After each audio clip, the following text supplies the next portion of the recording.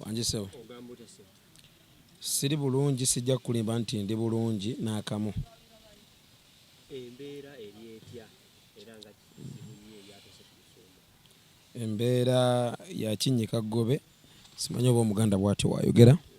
Embeera si nnungi okusinziira ku mawulire agaguddewo olunaku lw'eggulo ekiro. Abazigu baalumbye Musumba nga Musumba ali ne Uncle Richard mu mmotoka nga badda waka ne babakuba amasasi amazibu ennyo.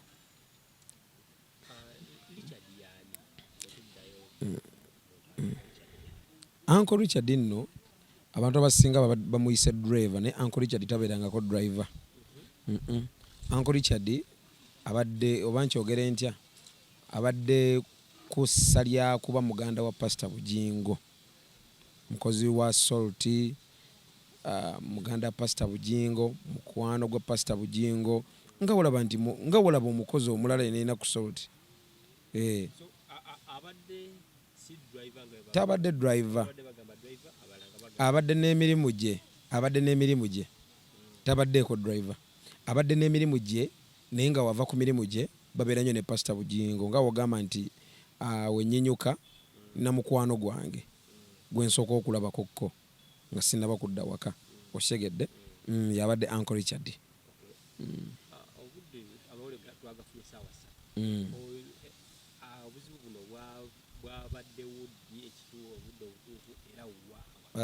Musumba Bujingo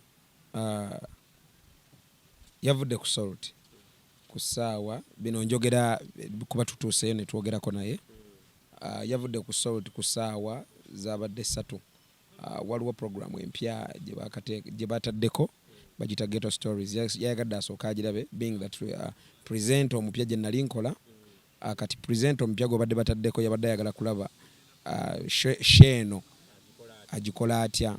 Pastor yetegereza nnyo show empya zonna n'awabula aterezaamu wano bw'atyo. So yasoose giraba n'ayagala adde ewaka. Kati mu kugenda ewaka wano okukkirira ku kyennamo olaba ennamuŋŋoona kino ekyambuka oba ku Orthodox, ekyambuka ku Orthodox.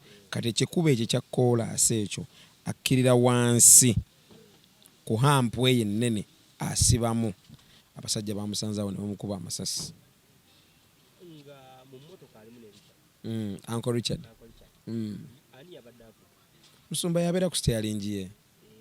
Musumba yabeera ku steering ye. Musumba takkirizangako muntu mmuvuga. Era abantu kye bagamba nti driver we abantu bonna bamanyi Pastor Bujingo ye yeevugira emmotoka ye. Emmotoka etagiwangako muntu mulala. He drives his car.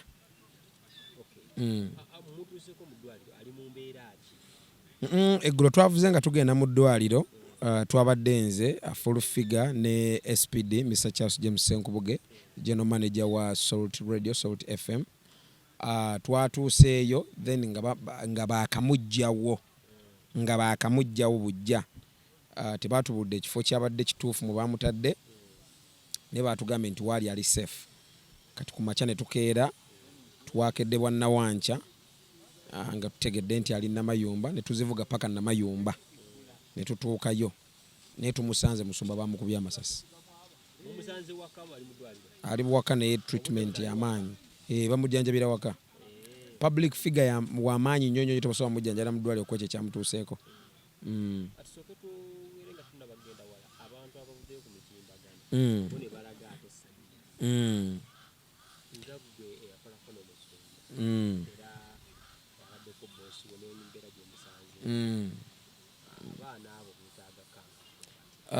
Ekisookera ddala Pastor Bujingo abantu bye badde boogera mbu simanya akola stanti sente za Pentagon. Abantu abamanyi Pastor Bujingo abatamanyi Pastor Bujingo bannyonnyoleko.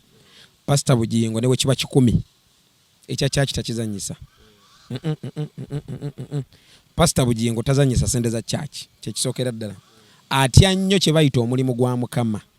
Bali abasajja babiri bennaakawulira nga boogera ku mulimu gwa Mukama genuinely okuviira ddala ku mutima gwabwe. Eyasookera ddala ye mugenzi eyali pastor wange Pastor Paul Musula, omugenzi owookubiri ye Pastor Bujingo Aloysius. Atya yadde n'okukwata ku 10 ekya church. Abantu abavudde ne babaako bye boogera munnange tosobola bbawakanya. Buli omu alina endowooza ye. buli omu alina entegeera ye naye ffe abamanyi Pastor Bujingo is a parent. He is a parent. Muzadde. Abantu abamanyi muzadde teri muzadde ayagala kuleka baana be mu nsobi olwa stand oba mu buzibu olwa stand. Oshegede kyenkulaga abavayo ne bagamba mbu akoze stand. Pastor Bujingo akyali ku stand ezo ku level gyaliko. Ne stand zenyi tasobola zikola.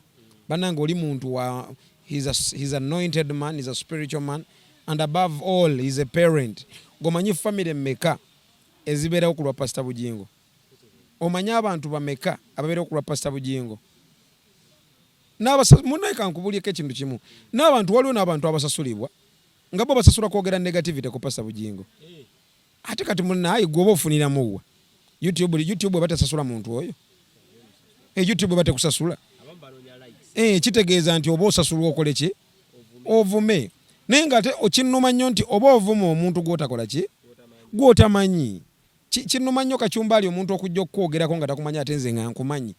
Kyova olaba nsobola ottabuka. Nga ngamba byoyogera ku musajja ono bifu. Okyegedde kyenkulaga?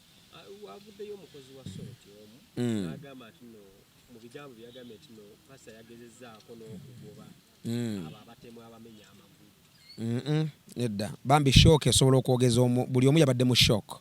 Kati shock esobola okukuleetera okwogera ekintu nga tekikwatagana. Tojja munenya. Buli omu yabadde mu ntiisa y'amaanyi. Ne Pastor tannaba kugubako ku muntu n'omu. Pastor we yayimuse bw'ati nga bakubye amasasi. Shock naye ng'ekyamulimu. N'awulira eddoboozi lya Mukama nga limugamba vuga emmotoka. Osegedde n'avuga emmotoka. Era ye Pastor agamba yasuse kunoonya buddwali obuli kumpimpi. Naye n'agamba kanvuge paka Mulago. Okegedde kyenkulaga? Tosobola kukimanya. Tosobola kukimanya. Shock gye oba yaana y'amaanyi nnyo. Kuba nejjukira yabadde mu shock n'asooka agwa wansi. Kati ndowooza bambi simanyi naye ndowooza bambi naye yalowooza munne akyali mu shock. Okegedde kyenkulaga? Otuuse mutuuka e Mulago nga bamugamba nti Uncle Richard afudde.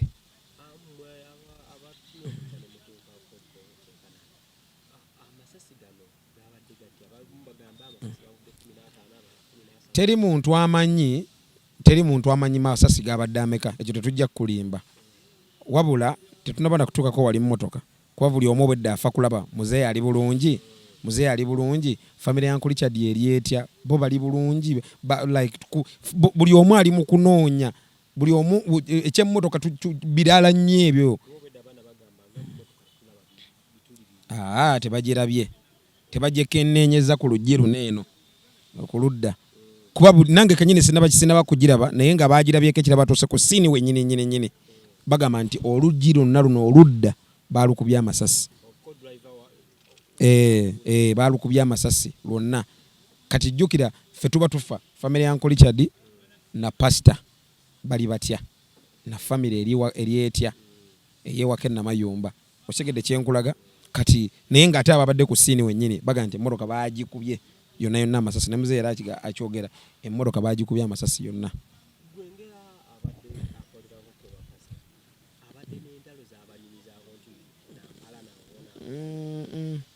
Enno kambanyumizeeyo ku Pastor. Pastor Bujingo ye muntu ayingira ku salt. Ebintu bya salt biba bya salt. Ne ku church bya church bikoma ku church. Ne waka aba mulala. Bumutuka ku salt is Pastor Bujingo of salt. By the way, he's our dad at salt. He's a father at salt. He's not even a boss. He's a father at salt. Oba wetumingiriza na nnyo n'okutandika okunyuma ne boss wo ebintu personal life ye. Naye nga kyemmanyi edda. Era Pastor Bujingo byayogera byonna mbiwulira ku katuuti lwatu. Ye waba abuulira enjiri mugiwulira. Talina kyakyalekayo era enjiri ye mugiwulira eri open. Tusobola gyongerako tusobola gitoolako Katonda nga baagimuwadde. Ye nayo n'omubulizi w'enjiri.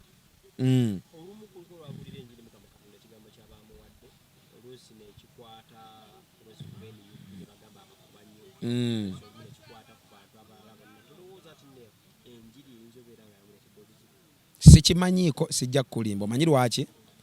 Omuntu yenna wayimirira katuuti n'atandika obbuulira enjiri avugibwanga mwoyo w'abaamuvuze. Kati ekyo sikimanyiiko. naye omuntu yenna waakwata omuzira n'ayimirira katuuti ye avugibwanga mwoyo w'abakoze eki waba amuvuze kyekyo munnange kati simanyiiko yadde n'akamu ku ekyo.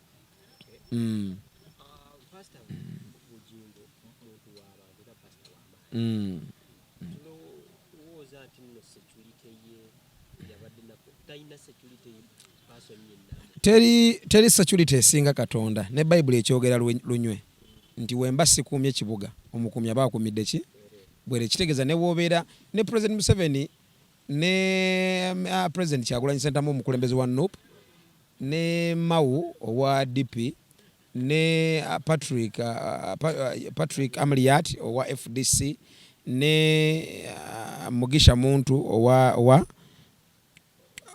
kibiina kyenkyerabidde mukama mpa ekisa Alliance ne Amama Mbabazi owa Go Forward bonna abakuumi be balina nga wembamenye kuba bonna their big names bonna abakuumi be balina munne Katonda yakusinga okugaba obukuumi tewali mulala era twalengera ekyali ku Jeno Katumba Amala emabegako naye Katonda ye yakola ki ye yakuuma kitalo nnyo nti mwannyinaffe yakola ki yafiiramu naye era Katonda yasigala nga akola ki so kati newoba n'abakuumi batya Katonda waabanga ye yasazeewo aba yasazeewo era Katonda waba asazeewo akuume Ivan osobola okutambula emyaka kafukunya osobola okutambula emyaka emeka nga tolina ba bodyguard kyokka nga oli public figure wekiri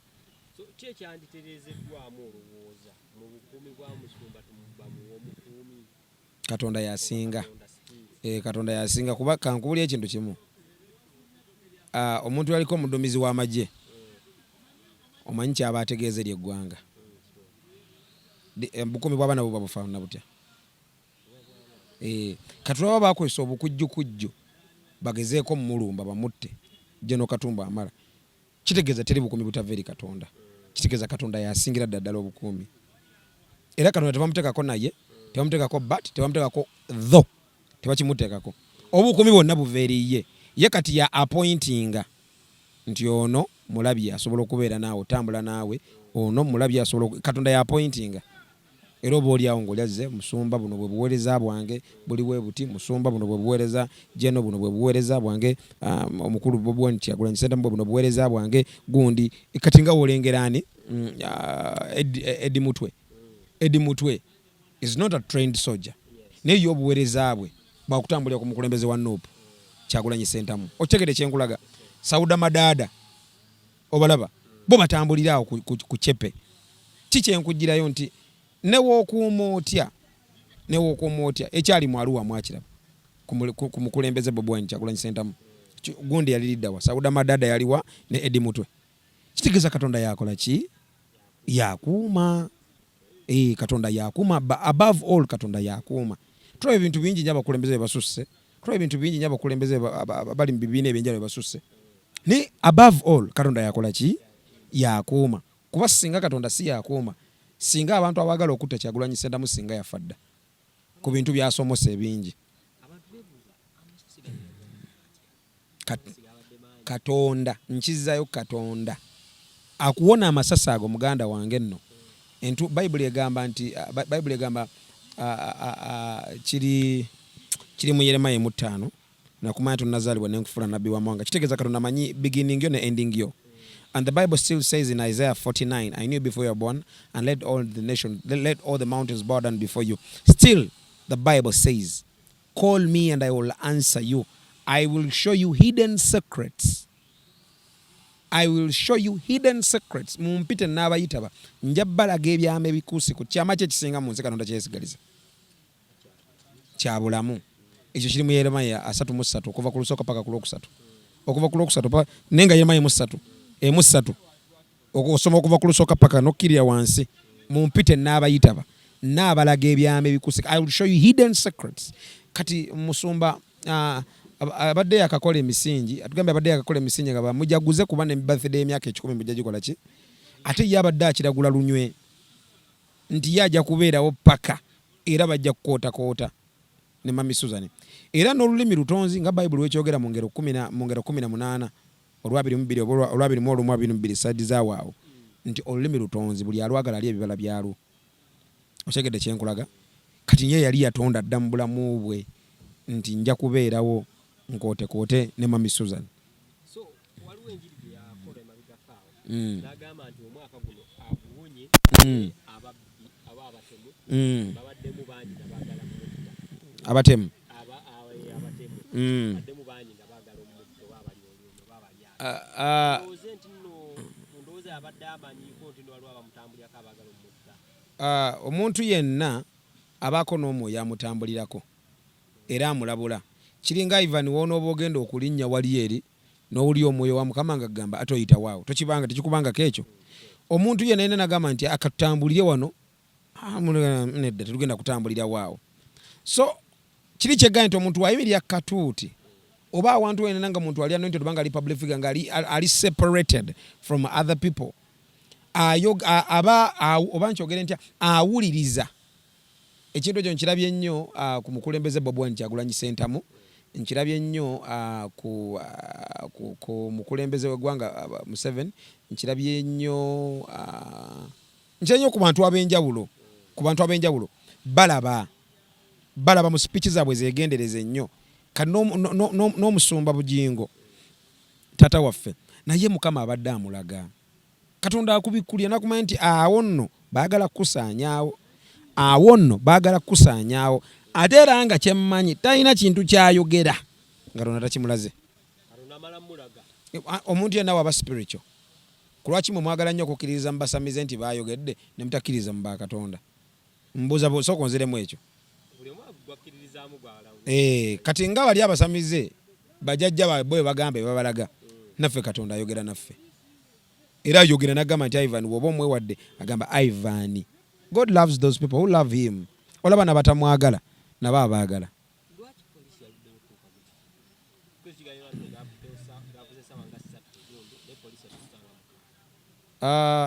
Munnaye poliisi yaffe ye Uganda ogimanyi bo bamala tuuka ensobi emala kubaawo oba okutuuka crime scene bo munnaye beesuusize gwa nagamba ki otegedde kyenkulaga. So katwetaaga tukole ku security mu Uganda poliisi ebeerenga wogwawo obuzibu ku muntu ow'amaanyi ng'oyo n'ataliwo amaanyi munnange. Abantu battibwa ennaku zino Muganda wange ab'ebijambiya, abantu babasaddaako enkya n'eggulu, abantu babakuba amasasi. Kino sikyogera ku muntu atali public figure, nkyogera ku bantu bonna bannayuganda because we are all people, we are all Ugandans. Poliisi eddukirirewo mu budde otegedde kyenkulaga. Ate mulimu n'ebifo ebimu nga bannaye kamera zirina okubaawo. Waliwo ebifo nga kamera erina okuba kati junction nnene obubenje bubaawo enkya n'eggulo emmotoka eva eri emmotoka eyinza n'okugaana osibaawo. Waliwo ekiwonko kya Bawala kati n'olwo oluguudo lwetaaga okukola. N'oluguudo lwennyini lwetaaga okukola. Otegedde kyenkulaga. Ebinnya bingi.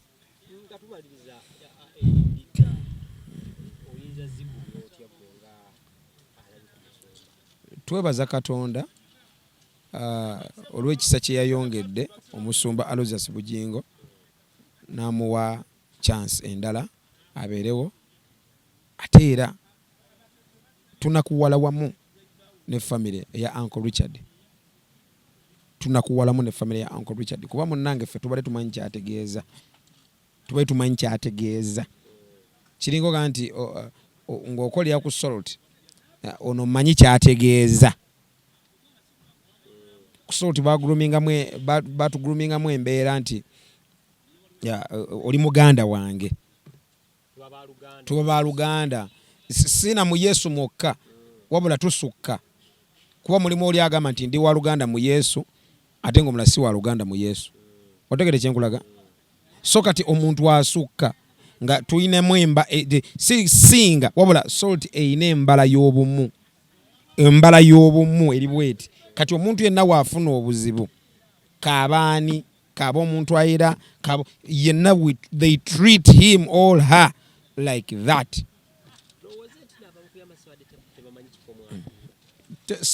Simanyi bulungi omanyi lwaki sijja gamba nti bali tebamanyi waatuula. Kuba omutemu ajja okutta, okuzikiriza n'okubba. Omutemu ye tajjangako gamba nti tebali tumanyi waali, wabula omutemu ajja okubba, okutta n'okuzikiriza. Otegedde kyenkulaga. So ye waaba alowoozezza amagezi ge gaba gamuwadde waakuba tamanyi oba Ivan yatudde wano oba Pasa Bujingo yatudde wano oba gundi yatudde wali eri oba Stone yatudde wali eri oba gundi Sula Moto yatudde wali okitegedde ye tamanya. Ebigambo ebisembayo Yesu lyekkubo ge mazima n'obulamu otuuka mu ggulu buli amukkiriza afuna obulamu obutaggwaawo. Balumi 10:10 egamba oyatula n'akamwako okuweebwa obulokozi okkiriza n'omutima gwo okuweebwa obulokozi n'oyatula n'akamwako nti Yesu ye Mukama. Tukkirize Yesu tuli mu njiri mu biro eby'oluvannyuma. Yesu lyekkubo ge mazima n'obulamu otuuka mu ggulu. Katonda wali ayagala abantu be. Ng'otandika n'ekigambo abaana abali ku TikTok. Bawo obubaka otandika n'ekigambo. Abaana abali ku TikTok sisobola kubanenya kuba ne ku mulembe gwa Yesu bonaona baaliwo. Omanyi lwaki? Buli omu alina endowooza ye. I can't decide for you what to talk. Sisobola, mulimu omuntu ayogera kufuna likes, mulimu omuntu ayogera okufuna views. Naye kale kankubuuze, wakyanga omuntu wo yafunye obuzibu obwo gwe ne bakwogera bwe bati wandiwulidde otya? Just mbuuza bubuuze. Wakyanga muzadde wo kuliko ababanja ssente za Pentagon. Ante ekibuuzo kiri kimu nti omuntu abanja ssente za Pentagon yali asabiddeko ku Kanani. Ekyokubiri yali awaddeyo ku Kanani. Ekyokusatu kyabanjizaako ssente akimanyi. Soko kimubuuza oba kitegeera bulungi. Pentagon sikeekana akayumba k'ogenda ozimba osulemu ak'emiliyoni 2 miliyoni 4 5. Sikeeko. Twogera ku kintu kya buwumbi 10. Nkiddamu. Twogera ku buweereza bwa buwumbi meka? Tetwogera ku buweereza bwa bukadde 3. Wabula mubuuze kyayogerako kyabanja akimanyi. Otegere kyekulaga. Kyobanja gwo kimanyi. Kyogambo yakoze stanti. Kyogambo ayagala kubba ssente za Pentagon. Gwo kimanyi. Okimanyi bulungi. Saagala nnyo muntu ayogere nga tabangako wantu. Olw'okuba Mia says. Tuukako saagala kuwulya nti awabagundi bali abantu. Tuukayo bakuwa olwalo olumeketere muki. Ogambe wa bakacumbali bali omuntu. Okitegedde? Lwaki ongamba nti Ivan munne bali siryanga na kabina ka muntu. Siryangako ku bbere lya muntu oba ennywanto y'omuntu. Siryangako yadde ku munye oba okuwuuta ku kutu. Naye ate ngamba bakola ki? Bali abantu. So tuukangako ewantu otegeere. Ate omuntu yenna anoonya okumanya ayiga. Omuntu atayagala kuyiga tanoonya kumanya. Kati twala obudde. Bw'obanga oli munnamawulire yagala kumanya bituufu, genda ku Kanani olabe empisa y'Kanani yeeyisa etya, etambula etya. That man, that dad, that boss, that pastor respects what we call God's money. Kakibe 10 kiti akiwe kiti. Tumumanyi. Pasa Bujingo abeera ne ssente. Naye mukozi wa Salt by the way. Okimanyi Salt ya musasula. Ssente ze naye aba nazo Salt era weteekayo omusala naye ateekayo omusala. Era anoonya ne basponsalinga. Ye nga ye. Otegede kyekola. Era naye mukozi wa Salt. Afuna omusala gwe ng'omukozi wa Salt. Mami Susan Makula mukozi wa Salt. Pasa Bujingo naye mukozi wa Salt. Era ffenna tulina general manager bamuyita Mr. Charles James Senkubuge. Tulina HR bamuyita Mr. Lumu. Tulina financial manager okitegede sebo kyenkolaga. So buli omu waali naye asasula.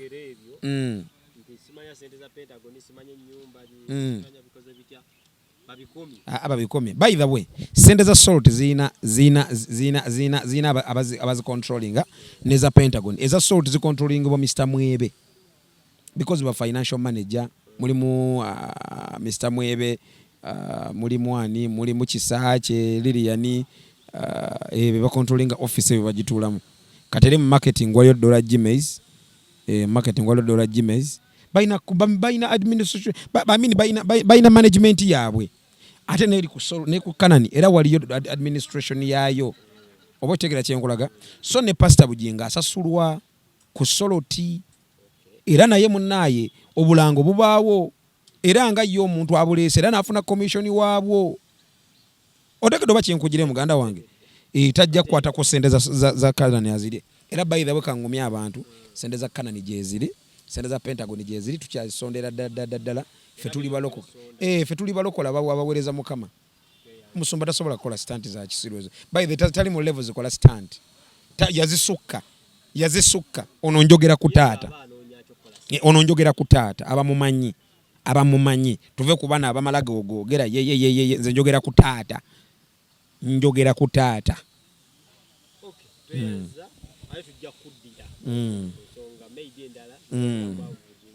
era tebeerabira 2026 tujja mu bukulembeze ekyo sijja kwerabira kyogerako tujja kubanga twogerako ebisingako nze Kisakye Ivan ne bannamawulire bonna mu ggwanga lyaffe Uganda tujja mu bukulembeze bwa Uganda tujja kuba munnaye munkwatiriza nga tuli mu kufiirwa tuli up and down kamera we zintunuuliddemu Mukama abampeere omukisa omunene